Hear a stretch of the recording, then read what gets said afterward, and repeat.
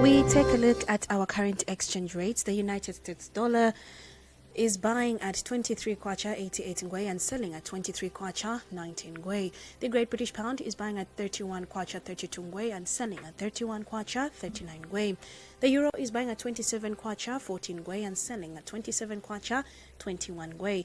The South African Rand is buying at 1 kwacha 13 ngwe and selling at 1 kwacha 13 ngwe. We take a look at some stories that are making headlines in the world of business on the local and international market.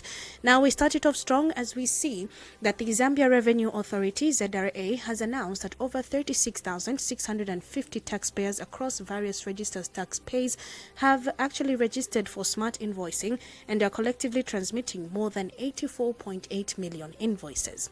In a statement on Sunday, ZRA Corporate Communications Manager Oliver Nzala noted that the majority of registered users were value-added tax VAT registered taxpayers, and this is also in the group alone had collectively transmitted over 83.8 million invoices. Nzala further stated that ZRA plans to introduce a consumer reward management module with the smart invoicing platform designed to identify and reward members of the public who actively demand smart invoices when purchasing goods and services from registered businesses. The Zambia Revenue Authority has made significant strides in the implementation of the enhancement of this collectively and transmitting of the cooperating and registering.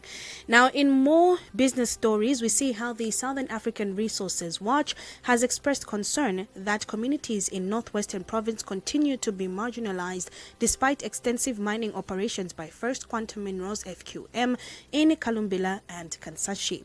Now, SARW Senior Research and Advocacy Officer Edward Lange says at the beginning of the operations in Kalumbila, relocations carried out by the company were inadequate, with some houses built for some people without toilets and other basic social amenities, a situation he says has strained between all the relationships, the investor and host communities.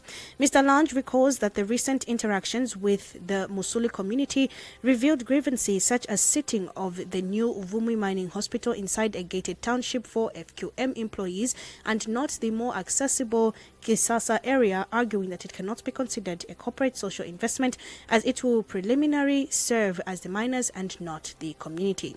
He has also highlighted the plight of the Kabwela community and saying that it is near displaced a paved way for the mine expression and the expansion at Kansashi, who allegedly continue to suffer from poor healthcare, a distant secondary school, and reduced agriculture activity due to pollution.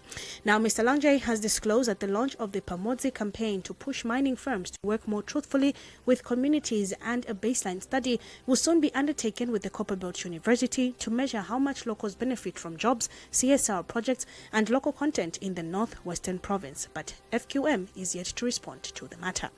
And now we look at some international news as we are seeing you can be paid to boost your births. Now, China is offering parents over $1,500 in bid to boost births. Parents in China are being offered 3,600 yuan, that is over $500 a year, for each of their children under the age of 3 in one of government's nationwide subsidy aimed to boosting birth rates. The country's birth rate has been failing even after the ruling Communist Party abolished a controversial one-child policy almost a decade ago. The handouts will help around 20 million families with the cost of raising children, according to the state media. Several provinces across China have piloted some form of payouts to encourage people to have more children as the world's second-largest economy faces a looming demographic crisis. The scheme, which also announced on Monday, will offer parents a total of up to 10,000 yuan per child. The policy is being applied, retroactively.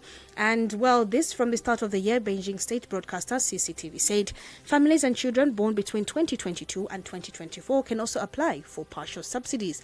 The move follows efforts by the local government to boost birth rates in China.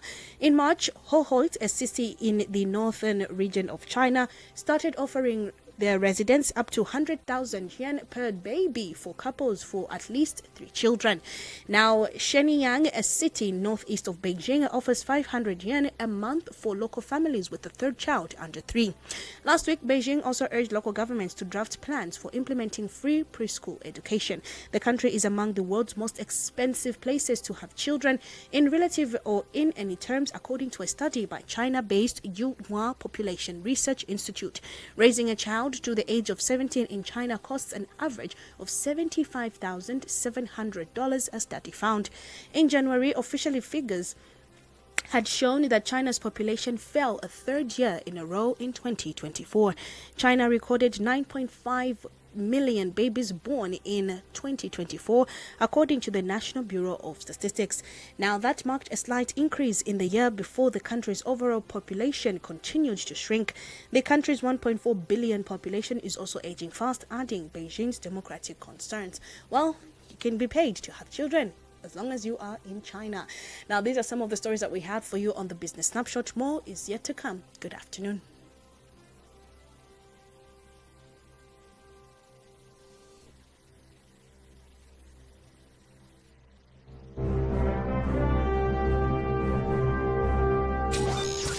The Business Snapshot on 88.5 Sun FM. Sun FM, broadcasting from the Copperbelt capital, Ndola City. This is